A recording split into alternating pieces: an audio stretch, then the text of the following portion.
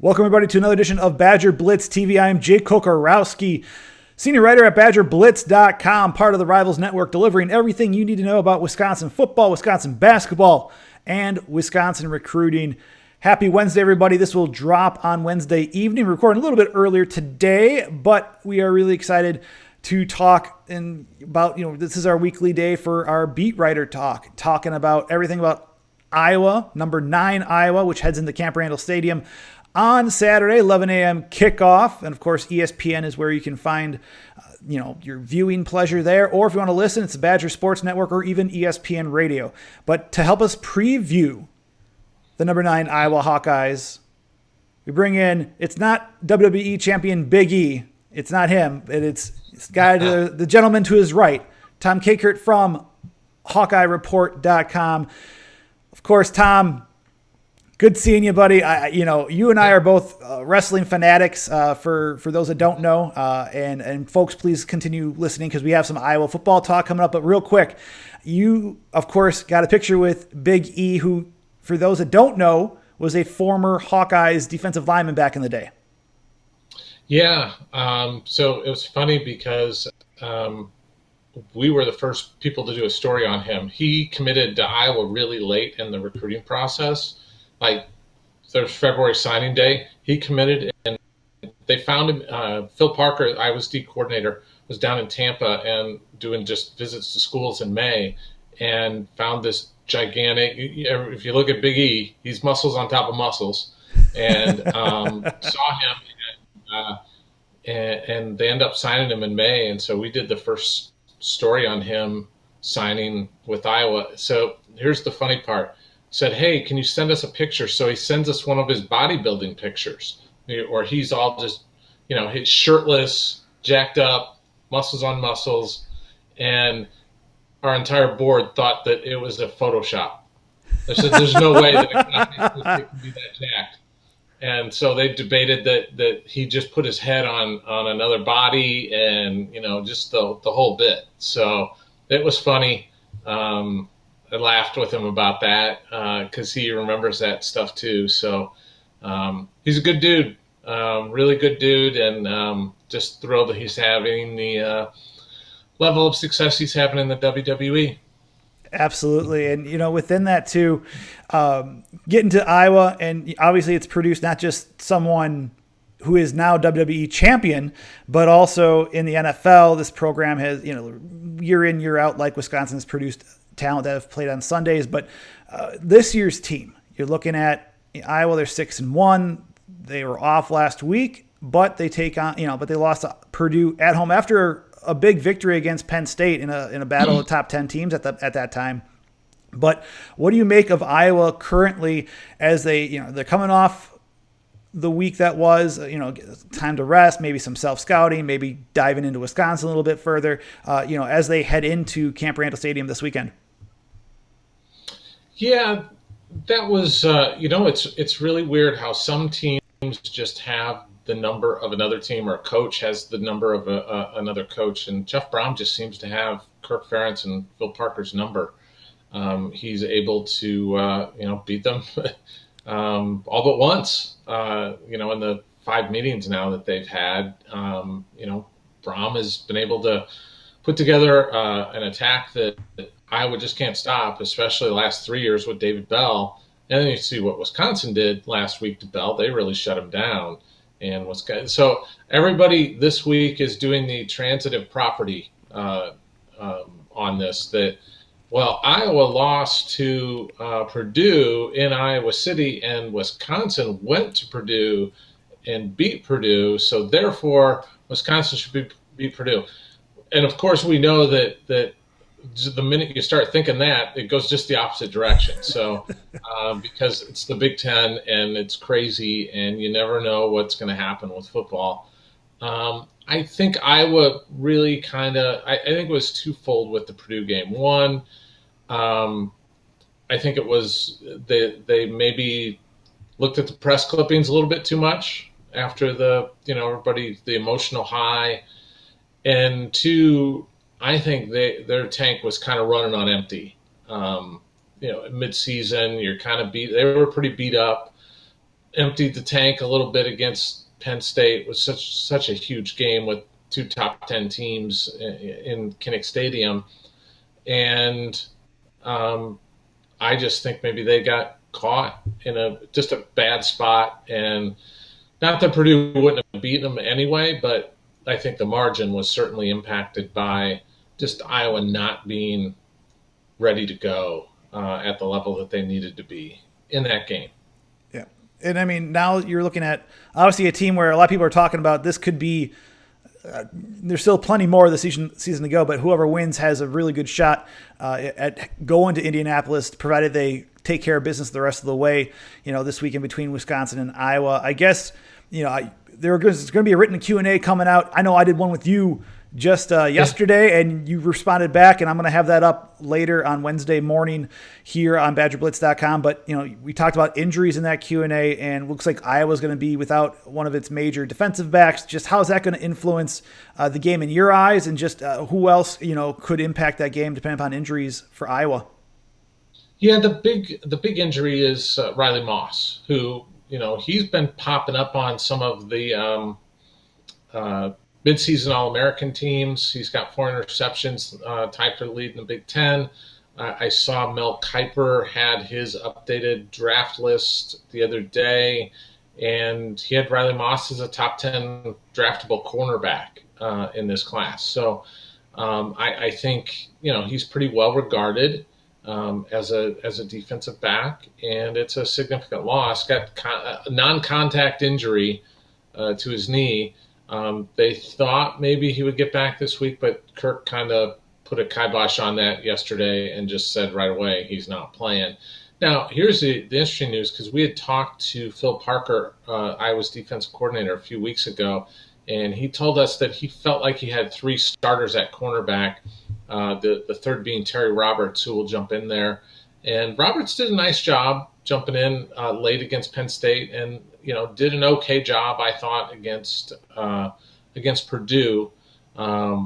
Just given the circumstance, I thought he did a nice job. So the thing they miss almost, I think more than anything with Moss out, is he's just a really sure tackler. He doesn't miss many tackles, and not that Roberts does, but it's just he and Hankins. There's very little yard after catch with those guys, because they tend to wrap up, and they're very good in run support and setting that edge, and they're just really good at those things. So that's something that they'll miss. Roberts just isn't as big and physical as Moss. And then, looking at the offense real quick, and you won't be able to see this, but there's a slide I popped up here talking about just I showed this on yesterday's live stream during last night's live stream on Badger Blitz TV, but points per game, 28 points per game. I know 68 points are off of turnovers when I was looking at Iowa's stats. So obviously they create a lot of turnovers. We'll get to that in a second. But I know talking to a lot of the Wisconsin folk on Monday, you're hearing, they like to run first, and that sets up play action. Rushing, though, hasn't been great, 116.6 yards per game, 103rd in the FBS. They've passed for nearly 200, and they've given up, 18 sacks, but have moved the chains on third down 39% of the time. I guess in your eyes, Tom, just what's been your evaluation of this offense, where you have obviously an All-American center in Tyler Linderbaum, a good running back in Tyler Goodson, but it seems like they only scored 7 points against Purdue, and for that matter, Spencer Petras threw 4 interceptions against the Boilermakers a couple weekends ago. Yeah, and Kirk Ferentz said after the game, I tend to agree with them that I'm throwing out a couple of those interceptions just because they were late in the game, or he was forcing some things, trying to engineer a comeback, and one of them went off a receiver's hands into the Purdue guy's hands. So, they're interceptions, but if you watched it was kind of like, okay. But Petras is sort of a hot button for Iowa fans, because I think they're not bought into him. So it's kind of like they would, I think, prefer other options. I think he's gotten better this year. Is he great? I don't know. But I think the biggest issue has been the offensive line, and that's where Iowa kind of butters the bread. You look at last year, Iowa averaged 4.5 yards a carry. And that was a really strong offensive team. Tyler Goodson, Mekhi Sargent were the two backs.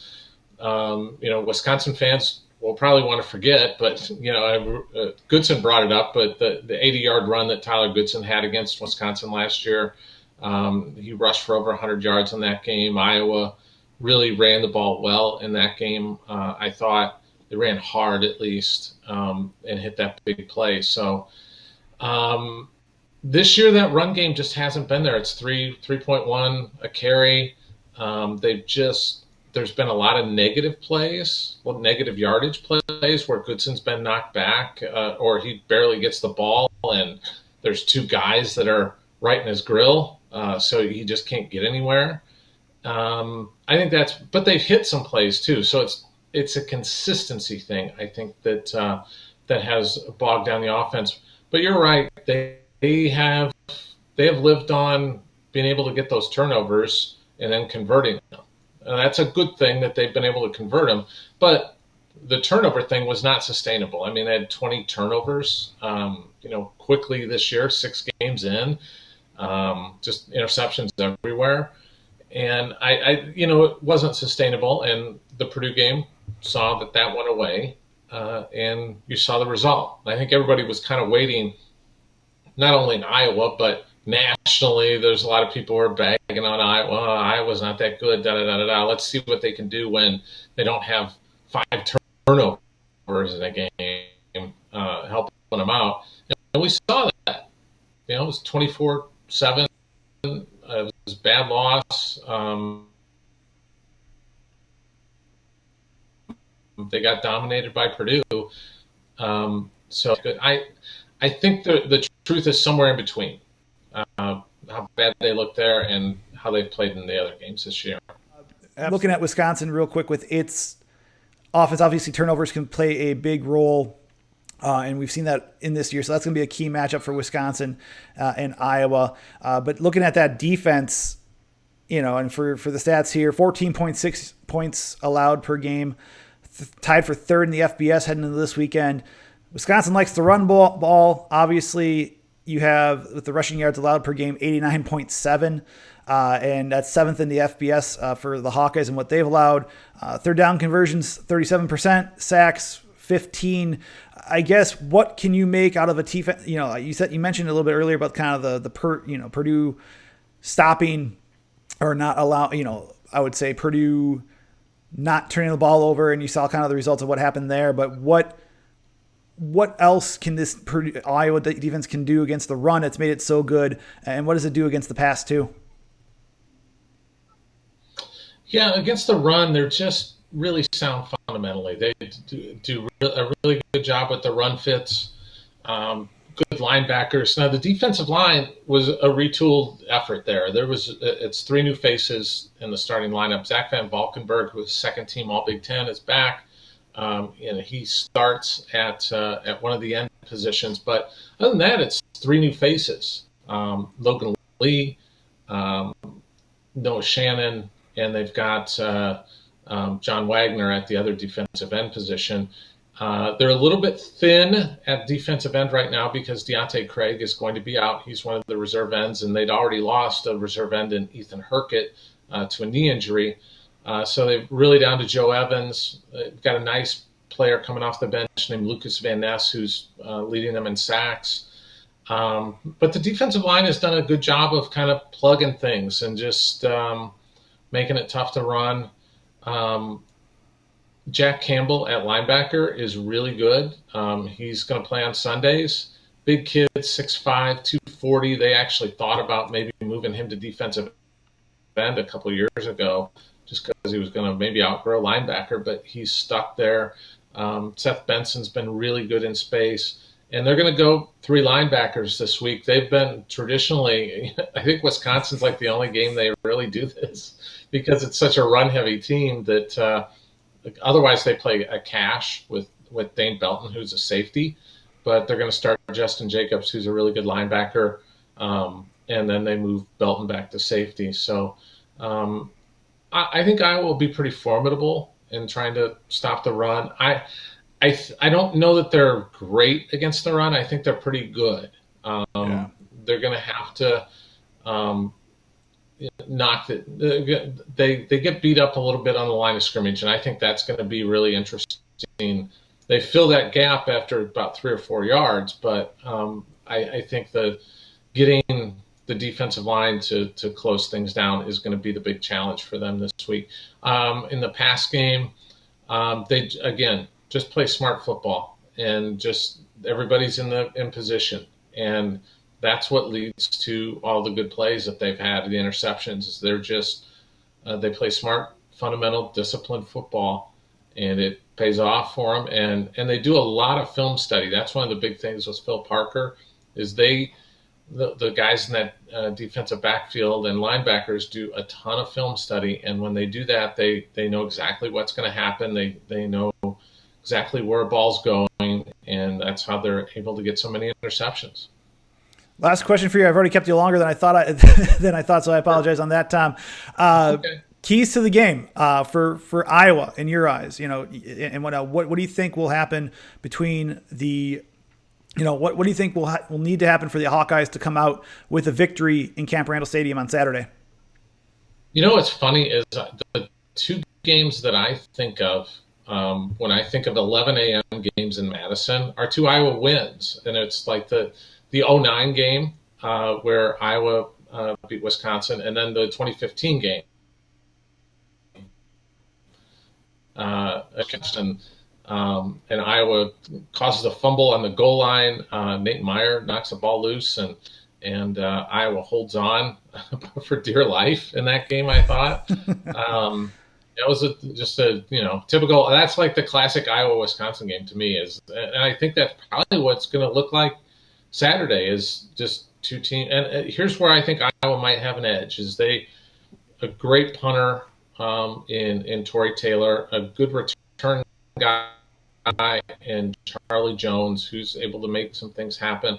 I think special teams and any turnovers. If Iowa can, Iowa's going to try and make Wisconsin throw the football. They're going to have to. I saw the stats last week. Mertz threw 52 yards. What do you go? 8 passes the entire game. 5 of 8. Yep. That's a classic. That's what Wisconsin wants to be, and they're going to have to try and take them out of that and try and. Mertz has struggled against better competition, and I think they want to make him start to throw the ball. So I think you're going to see Iowa really try and stop the run and make Mertz beat them. It's going to come down to turnovers and special teams, I think, because everything else kind of equal. It really feels like it's kind of equal. Wisconsin may be a little bit better defensively, at least against the run, and better running the ball. But it's just so tight between these 2 teams. They know each other. It's like, it's the old boxing thing that styles make fights, and this is like two heavyweights that just like to slug each other. It's like that Wilder Fury fight a couple ago where just 2 guys just hammering each other in the ring, and somebody's going to get the knockout blow eventually, I think. Absolutely. And then, I guess, Tom, what else, before we let you go, what else do y'all have at Hawkeye Report coming up this week leading up to Wisconsin, Iowa? I've got, I just put up your Q&A that we did. So put that up this morning, our Behind Enemy Lines, and I'll have my game preview up on Friday morning. Goes in depth on both teams. And kind of match up run defense versus run offense and all those numbers. So, and we've got, some fun features that Blair Sanderson does for us on Throwback Thursday, where we look back at, because Wisconsin and Iowa tend to recruit the same guys a lot. So there's a lot of players from Wisconsin on the Wisconsin roster that Iowa offered, and vice versa. There's a lot of Wisconsin offers. So he puts up kind of comparison between the 2, who offered who. And so that's a fun thing to look at on a Thursday morning. Awesome. Well, Tom, we appreciate you being on the show. Thank you again so much for joining us, my friend. Absolutely. Thanks for having me. And folks, real quick, where you can find us. Subscribe on our YouTube page. Hit that thumbs up button. Hit the subscribe button. Why? Because, well, one, it helps us monetize the site, but also expands our reach to show everybody about what Badger Blitz TV, what BadgerBlitz.com is all about. We'd love to earn your business with a subscription. So follow us on Twitter as well. For Tom, it's at Hawkeye Report. For me, it's at Jake Coco. Like us on Facebook. Search Wisconsin Badgers on BadgerBlitz.com. We'll tune in later this week, folks. We'll have our own game predictions and a lot more coming up on Badger Blitz TV. This is Jake Kokorowski. Have a great midweek start to the mid, or not, hope you're having a great start to the week. We'll see you guys later on. Take care.